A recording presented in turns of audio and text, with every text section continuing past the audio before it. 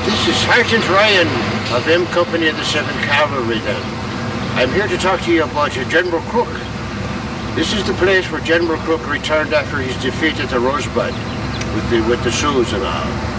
This is where he regrouped with his troops and some of the Crow Indians and all, and a few of his friends to wait reinforcements at this time.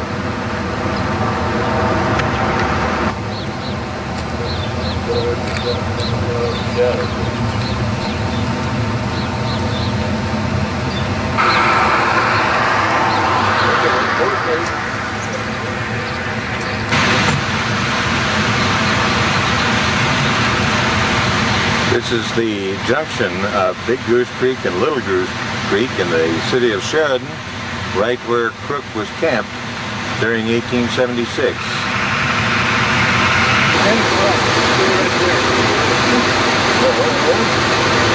My back to you?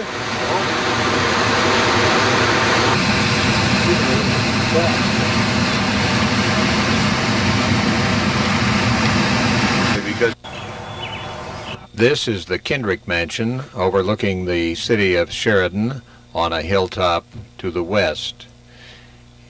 It is the former home of Senator William Kendrick, who was senator during the 1920s and early 1930s. He was so popular that both political parties wanted to adopt him.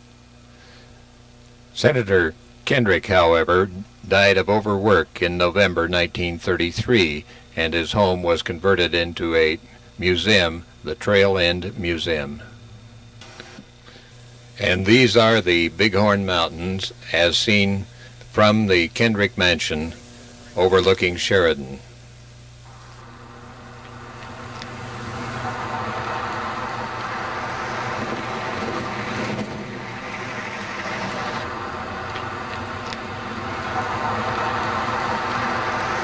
Old freight depot.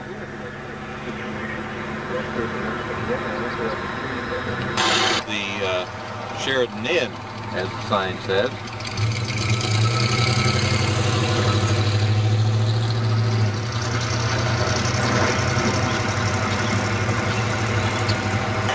Buffalo Bill was here frequently.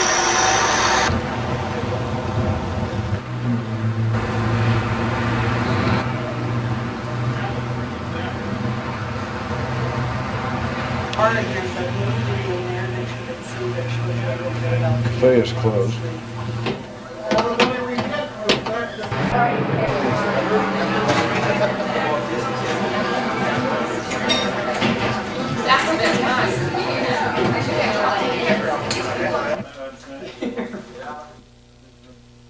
This is the room occupied by the ghost of the Sheridan Inn, Kate Arnold.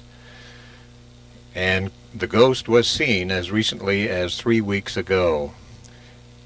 Kate lived in this room from 1901 until about 1966, an employee of the hotel. She loved it so much, her ashes were buried in the wall, and flowers are replaced in this room every single day, and sometimes they are apparently picked. Jammed with people. They didn't have any vacancies here. You know what they did in the old days? You never called for reservations or anything. They used to stay here. I heard, that's why I came up. During the glory days.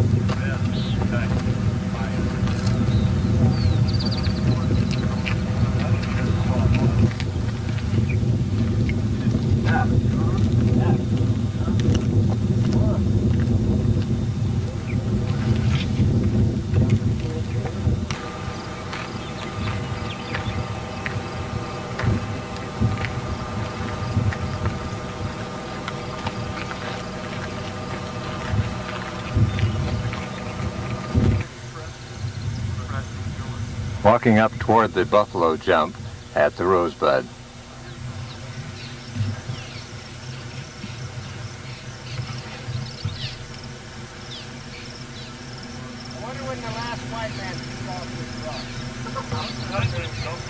The buffalo jump at Rosebud.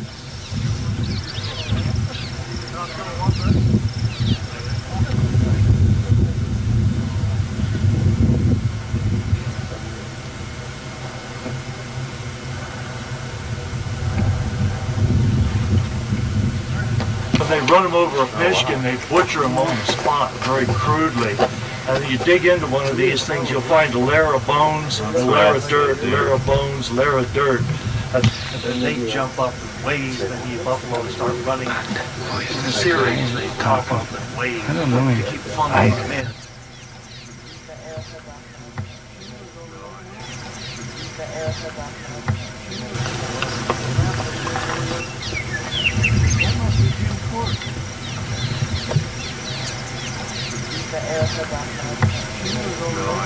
This is from the top of the buffalo jump.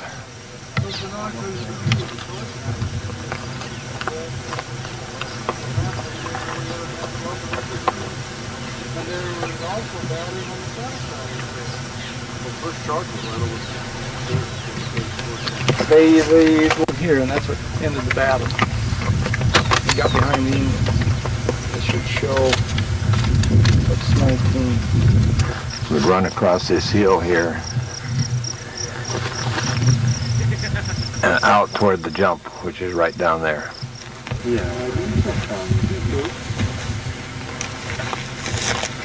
that was his fixation, was to attack the village in the canyon of the Rosebud down in here, and the Crows wouldn't go into it because they got slaughtered in there once. They knew that the Sioux would have a trap in there.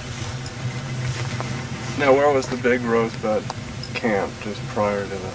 You mean where were the troops? They were on the Tongue, and then they moved to the Rosebud.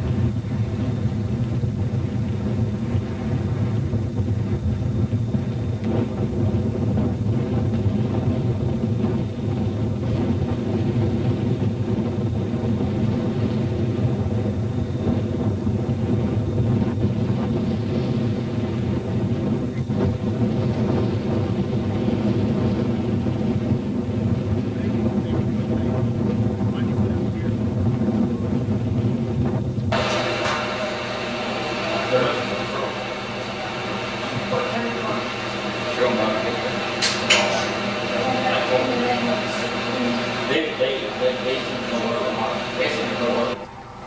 I want to talk to you a little bit about first, before we start talking about Custer, was reservations in general. If you are on the Cheyenne Indian Reservation, at the time of the battle, this was not Indian Reservation right here. The Crows were on the side of the cavalry. They were fighting to keep the Sioux and the Cheyenne away from their... In general, the Indians didn't really recognize boundary lines. They didn't understand the whole concept of land ownership and such. It was the white man who came up with the idea of drawing lines on a map and saying, you here and you here. And we are right now at Busby, Montana. At the time of the battle, everything north of us up to the Yellowstone River, over to Yellowstone Park and down in Wyoming was part of the Crow Reservation. Now he was there, they find some Indians over here in eastern Montana, over on the Powder River. He sends Captain Reynolds with some troops over to attack the Indians. Well, the Indians did what they generally do under such circumstances. They fight a little bit of delaying action, the women and children flee out the back end, and then everybody just sort of splits. And that's generally the way most of the Indian cavalry confrontations were. Very few casualties. The soldiers did get in, burned the teepees, burned the food, even though General Crook told them to bring the food back with them because they were starving down at their camp down at Sheridan. They burned Indians attacking a group of soldiers, numbering about 1,000, was sort of extraordinary. Plus the fact that they've ridden 30 miles from camp that day to get out to where they attacked Crook. Very different from what they normally did, and it makes you wonder why they didn't do something to Custer and his command, which was only half as big as Crook's, as Custer approached the village. Didn't they know he was here, perhaps? Maybe they thought he was just too small a group and they weren't going to worry about him. We don't know for sure, but it does make you wonder a little bit about what happened. Custer gets criticized quite often for disobeying orders, and again, this is one of those things that people are going to argue about forever and ever. Did he or did he not disobey orders? Most of us, at least I think, that a field commander has to have the latitude to make decisions based on what he finds in the field, particularly when we don't have any communications, and communications didn't really exist back in those days like they do now. I would fight a fire.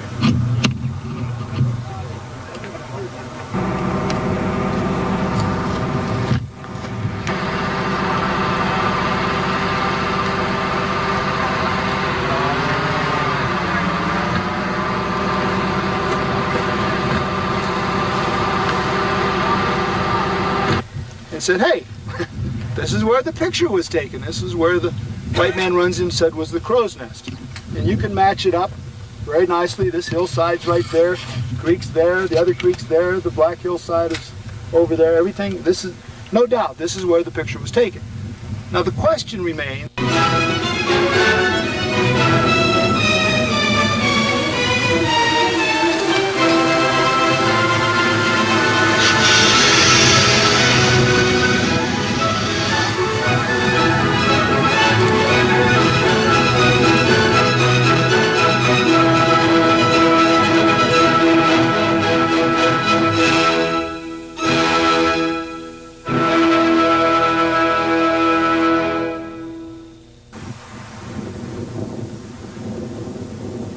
they can see smoke from the village. They can't see the teepees because they're hidden by the bluffs by the river. They can see smoke from the fires. They can see the pony herd beyond there, almost 20 miles away from here with the naked eye. So many ponies that it looked like a bunch of worms wiggling in the distance. They're saying now we estimate there were 20,000 horses in the pony herd. So if you can imagine looking at 20,000 anythings from 18 miles away and making hide their hair out of it, pretty good eyes. As plain as anything.